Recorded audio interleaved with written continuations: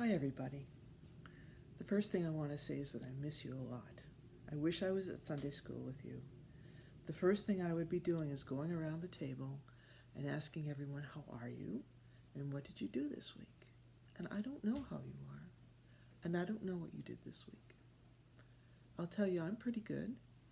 And I've been doing a lot of stuff I don't usually have time to do, like I have been cooking a lot and eating a lot and reading books and knitting and playing music on my piano. And every day I go for walks. And when I go for walks, I do my favorite thing to do in the spring, which is I look at dirt. And you might wonder why I'm looking at dirt. But the reason I'm looking at dirt is because I like to see what's coming up. So there are some things coming up outside. My daffodils are all up. The garlic is up in the garden. The garlic is about this big. And when I go for walks in the woods, I see wildflowers and I see mushrooms growing. Some of them are red. So what it makes me think of, though, is Earth Day, which was last week. It was the 50th anniversary of the first Earth Day. Now, I'm old enough to remember the first one. I wasn't very old then, but I remember it happening. And it was a big deal because there was a lot of air pollution and water pollution. The air was very dirty from cars and trains and airplanes exhaust. And the people were upset about that, and they all got together and had protests, and they had marches, and they said, this is not okay. We need to clean up our messes. And laws were made, and things changed, and we did clean up some of our messes. It makes me think of a story I want to share with you today, which is the very first story in the Bible. It's the story of how God created the world. Now, most people think about it as a story of God creating the world, but I also think of it as the story of God telling people to take care of the world.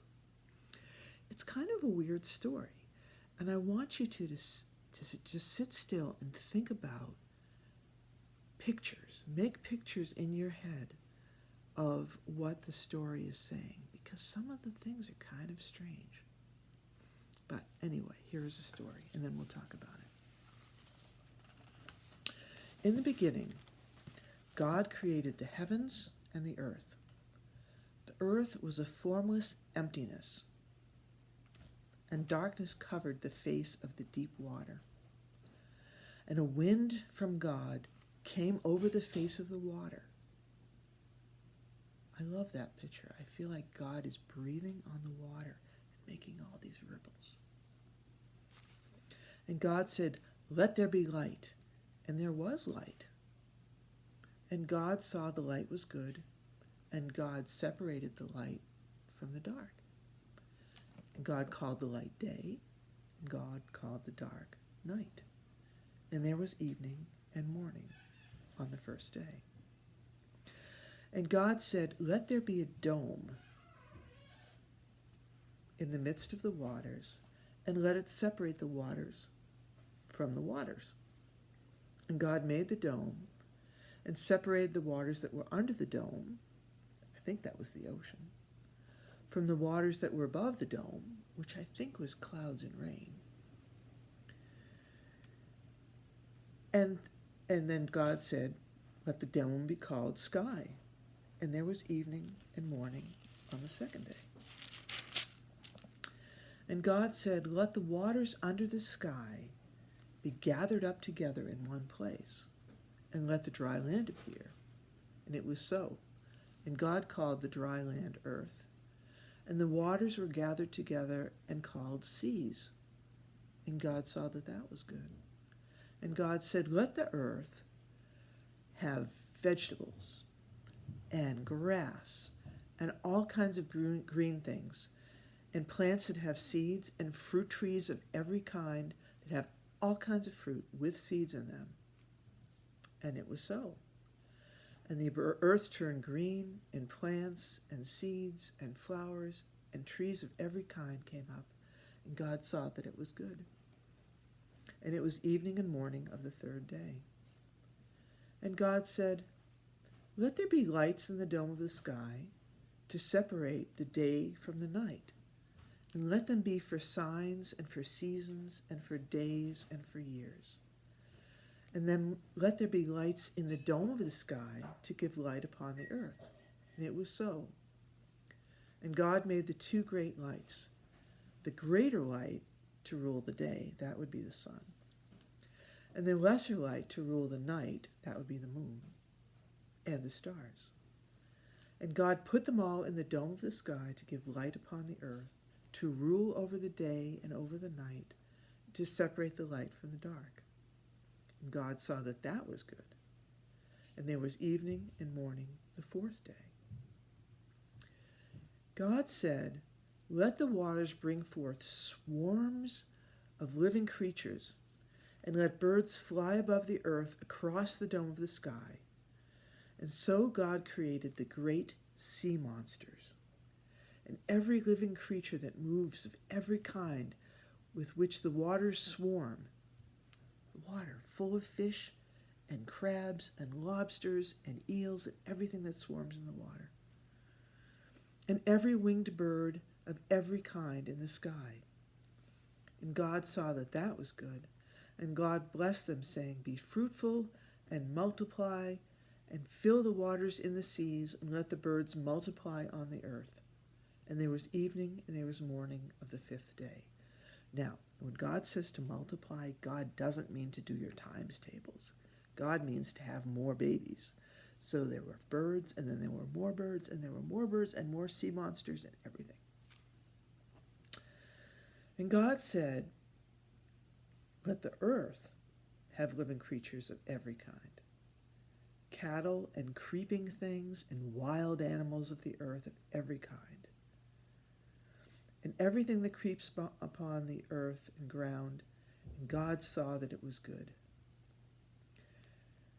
Then God said, "Let's make human beings just like us, just looking like us and acting like us, and let them be in charge of the fish of the sea and over the birds of the air and over the cattle and over all the wild animals of the earth and over all the creepy things that creep upon the earth." So God created human beings. And God blessed them, and God said to them, "You be fruitful and multiply, and fill the earth, and take care of it, and have control over the fish of the sea and the birds of the air, and over every living thing that moves upon the earth." And God said, "See, I have given you every plant yielding seed that is upon the face of the earth, and every tree with seed in its fruit, so you shall have them for food. And to every beast of the earth, and to every bird of the air, and to everything that creeps on earth, everything that has the breath of life, I have given every green plant for food." And it was so.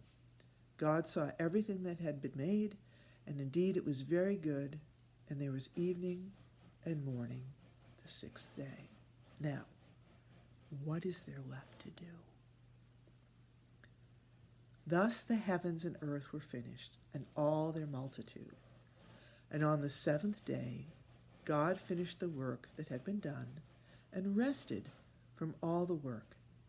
So God blessed the seventh day and hallowed it. That means made it very sacred, special, because on it God rested from all the work that had been done to create. And that's why we rest on Sunday and go to church.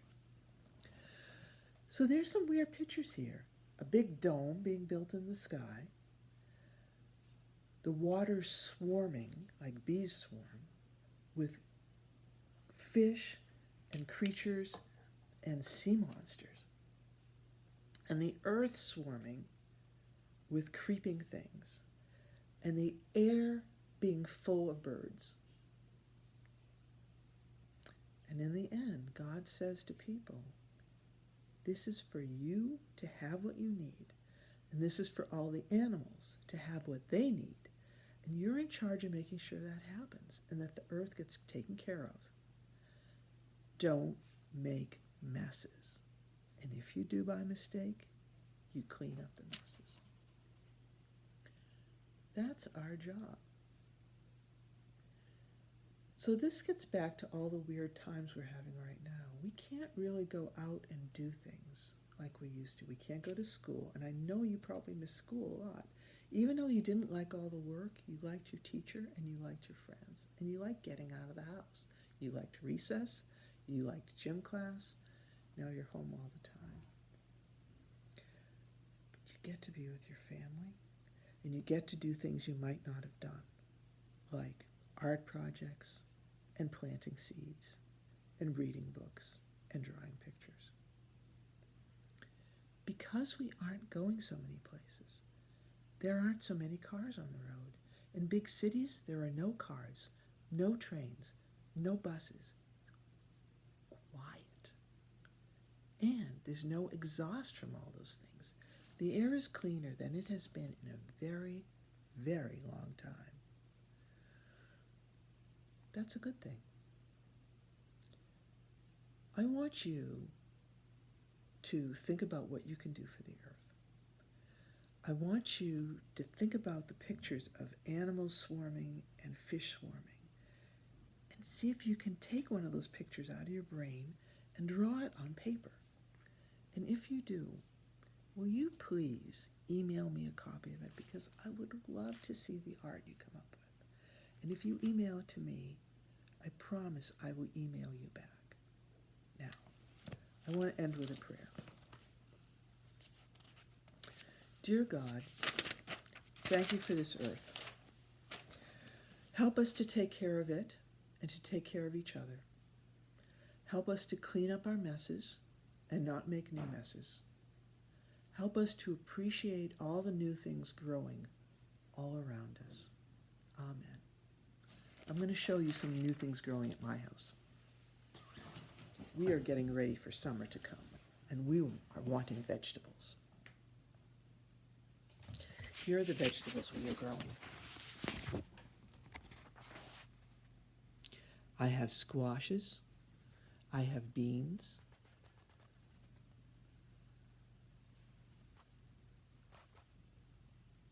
I have this big bean plant putting up runners. I have a dahlia, came out of bulbs.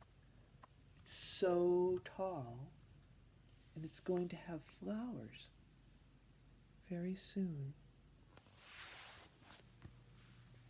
When I have flowers, I'll send you pictures of them. Have a good week. Send me email, and I will write back to you.